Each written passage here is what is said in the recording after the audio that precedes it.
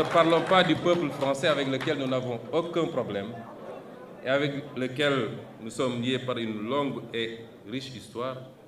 Et je ne parle pas de toutes les élites politiques françaises, ni de la société civile. Je parle de l'élite gouvernante actuelle.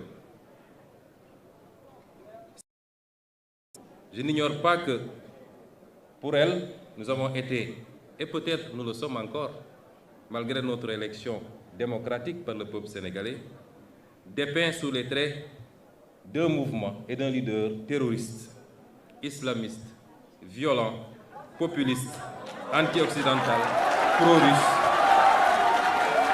Je ne parle pas de vous. Vous partagez ce soir avec vous.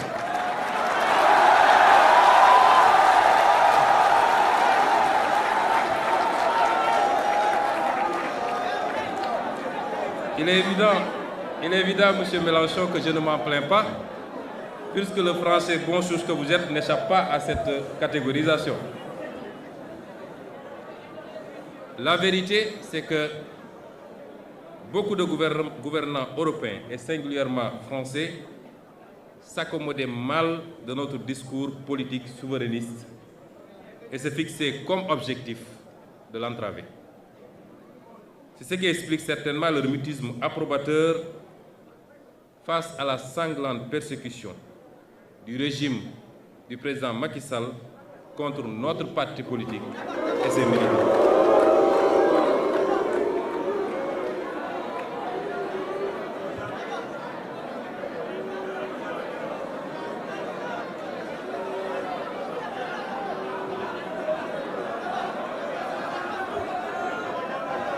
Monsieur le Président Macron,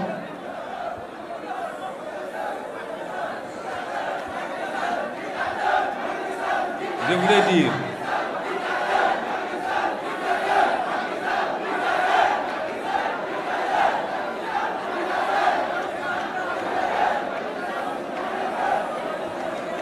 cher Jean-Luc, ce tableau semble assez sombre.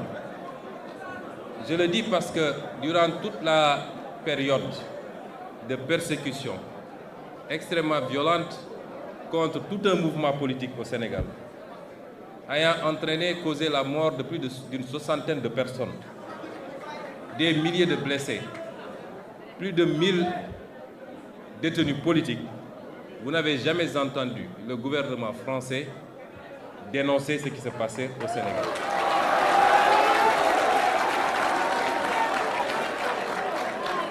Vous n'avez jamais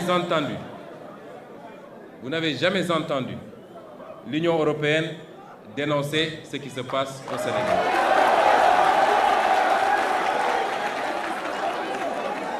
Et pire encore, c'est au pire de ces persécutions que le président Macron accueillait le président Macky Sall pour le féliciter d'avoir fait ce qu'il fallait pour sauver son pays. C'est une incitation à la répression, une incitation à la persécution et l'exécution de Sénégalais qui n'avaient de crime que d'avoir un projet politique qui était majoritairement celui des Sénégalais. Et ce qui le confirme, c'est l'élection dès le premier tour à plus de 54% de son Excellence le président Bassirou Diomaye Faye. Je voudrais faire une précision. Les propos que j'avance sont les propos de Ousmane Sonko, président du parti Pastef les Patriotes.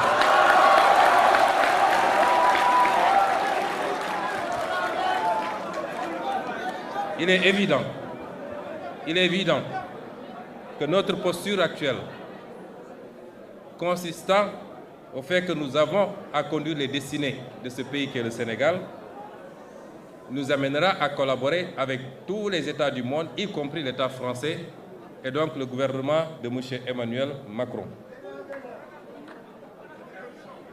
Mais je peux également assurer que les postures et les positions que nous avons défendues jusqu'à présent en tant qu'opposants seront exactement les mêmes aujourd'hui que les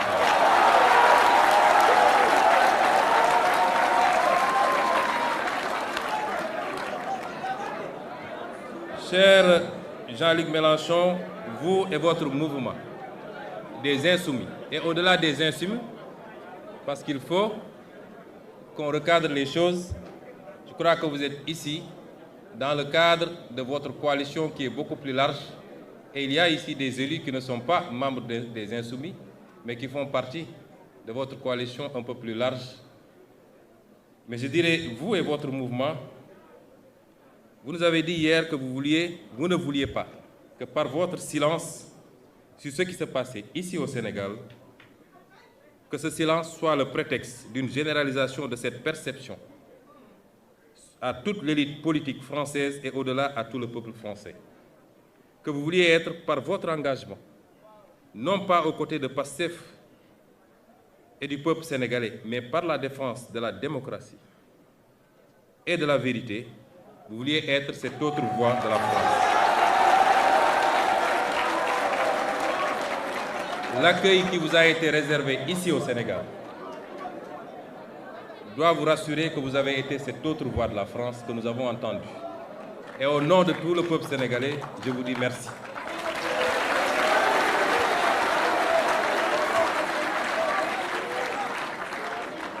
Vous voilà donc, M. Mélenchon, aujourd'hui à Dakar,